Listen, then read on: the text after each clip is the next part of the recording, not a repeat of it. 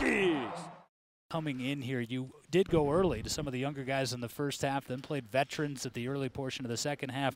What did you take out data-wise and in terms of those objectives you had going into today? Yeah, what we worked on is we did a really good job executing.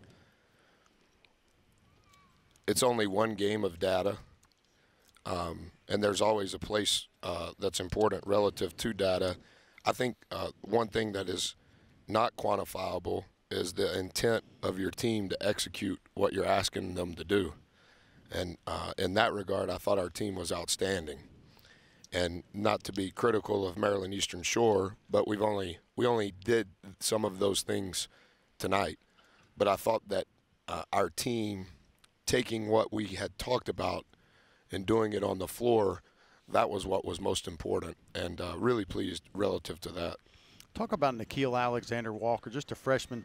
You had a coaching moment with him early in this game. I think he took a three maybe and then turned the ball over, got late in defense. But then you look at the way he responded since then and had an unbelievable game with 16-8 and made 6 of his 7 shots, all four threes. Just talk about him and how he's developed. He's trying. He's trying. And we need him to continue to progress, particularly on the defensive end. His turnovers always come because he's trying to do too much. He was the only guy that had turnovers in the first half. We only had 2. Yeah. We only had 6 for the game. And those 2 are just he's trying to do too much. And it's not because the intent of his heart is wrong. He's very coachable. He's very coachable and very knowledgeable of what we're asking him to do. He asks great questions. He's constantly thinking about the game and how he can improve.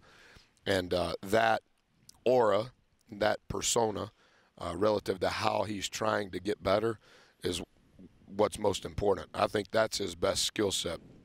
Obviously, God gifted him with a lot of stuff. But I think as he continues to grow and continues to progress and our schedule continues to change and morph into what we know it's going to become, he doesn't know what it's going to become. He only knows what he's seen. He only knows what he's heard, but that he's trying to take the next step now in practice and in the game. I think that's great. And I think it's because he has the maturity of a 26-year-old, not an 18-year-old. And that's what we need. Speaking of taking the next step, I wanted to examine one particular aspect for one player, and that's Chris Clark, because a lot of times you guys work to get better off the opposition scouting report, which for him you'd have to imagine every day says sag into the drive and don't really come out and respect the jump shot. He hits 3 today, but you can see the confidence growing with him throughout practice, throughout the day. I guess my question is, how much more lethal is he if you cheat that defender out an extra half step? Well, I would have asked that question that Burnup asked relative to Chris instead of Nikhil. Nikhil is on the same trajectory that Chris is on, but the distinct difference between those two is Chris is adding something that he hasn't had since he got here. And you can tell that today he's not categorized as a knockdown shooter, but you can tell that he's shooting it as if he's making it. And the confidence that that takes can only come from work, and he's really been working on it. And I think Chris is ultra competitive. That's why his motor runs the way that it does. I think he's tired of the scouting report saying, play off, he can't shoot. He gets tired of that. Now, he won't tell you that because his parents raised him to be respectful, but competitively, he's working on, I'm going to make it. And it completely changes his game. What I would say to that, though, is it completely changes our game, right? Because I don't think there's anybody on our roster that can shoot the ball as well as Ty.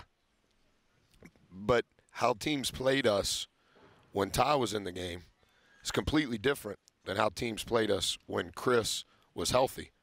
Now, all of a sudden, Chris is heading towards that, and now as good as 5 has become off ball screens, there's a little bit, not yet, but it's getting there, there's a little bit of pick your poison on who you're going to tag with.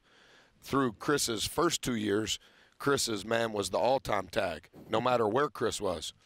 And now all of a sudden we ran a play today out of ATO with Chris coming off a ball screen. And now Chris is confidently shooting the threes that he should shoot. And now all of a sudden that gives us even more space. He understands how to play as well as any kid I've ever coached. And he knows and has been knowing that's what I need to add. But the thing that I respect about him is he's not taking a bad one. He's taking the one that he knows, this is the one I'm supposed to make. And I think that's the key. You had the big lead, and I know you wanted to play better defense. You look at the under 12 timeout in the second half. I think it's 9:22. They were 1 for 11, 0 for 7. The defense was just outstanding to start. Yeah, the second and the one they made was right before that timeout. It was right there off of the left block.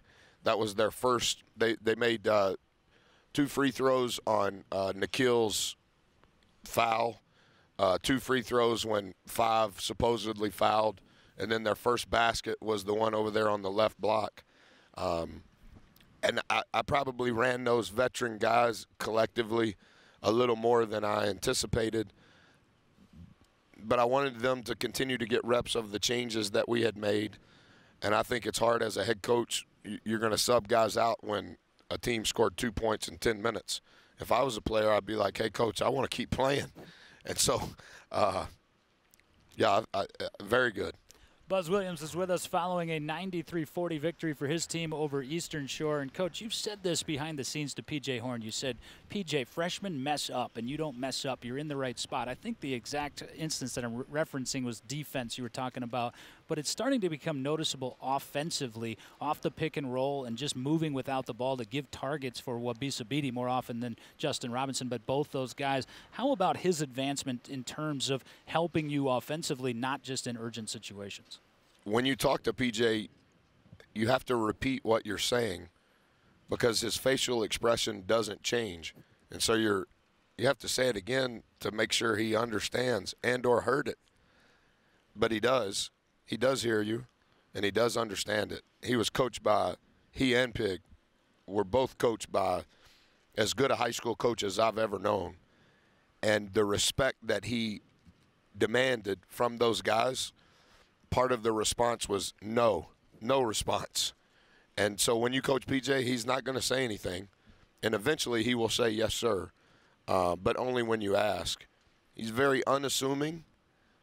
But I think he's got a little bit of Chris in him in that he wants to do right, and he wants to give you confidence as a coach that he can do what you're asking him to do. And he's always going to be overmatched from a physical standpoint, but I think he gives us that long, lean, traffic rebounder, a lot more bouncy than you think. How did he get that ball? How did he even get that shot off? And I think as time goes, we're going to need him to have, as I've been saying, a distinct role. And the more reps he's getting, the more comfortable I feel with him.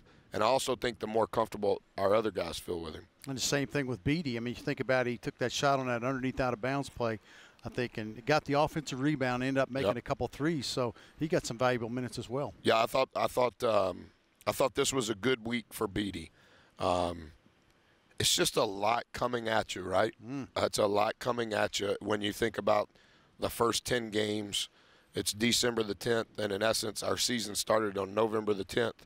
And we've played 10 games, and it's not Beatty, and it's not PJ, and it's not Nikhil. It's not Pig. We have 4 freshmen, and that's pretty much the average across the country. It's a lot coming at those guys. Hey, this is Ole Miss, and we're playing in Oxford, and here's this, and we're going to go to the Garden, and what is the Garden? Why are you calling it the Garden? And we're going to play on back-to-back games. That's a lot. That's in addition. That's before anything we do on the court, anything we do in the film room, anything that's going on in their world academically.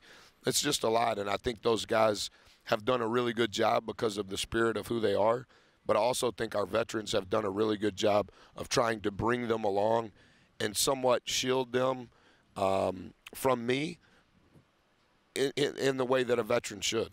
Well, Coach, I think that's a nice segue to our last question for head coach Buzz Williams, and that is, can you quantify what's about to come at them? And I don't necessarily mean Kentucky Wildcats, but on the road, second true road game, layoff for academics this week, obviously, and just all the challenges that are now in front of you. They have no idea, and there's no way to articulate it. You can try. I think Kentucky's really good, but I don't know that they're as good as multiple other teams we're going to play over the next 100 days. I don't know that there's an ambiance that is comparable to Kentucky, but if there are, they're in our league. Louisville has that. Syracuse has that. Duke has that. Carolina has that. That's part of it, right? I don't like taking the week off. You have to do it, but you lose the rhythm. And that's why in pregame, the question you asked, I wanted to change the pace. I wanted to change the place so that we could get a rep of the change of perspective going into today, because that's what's about to happen this week. We're off tomorrow. We're off on Tuesday. We have to practice early Wednesday morning. Thursday is reading day. That started when Burnip was a freshman. They learned that he needed some help. So we'll practice a little later in the morning on Thursday, and then back again early Friday morning because finals start, and then we're playing at Kentucky on Saturday and missing some finals on Saturday that are going to have to be proctored while we're gone. So that's why we changed what we did over the last 2 days because of what's coming up over the next 6 days.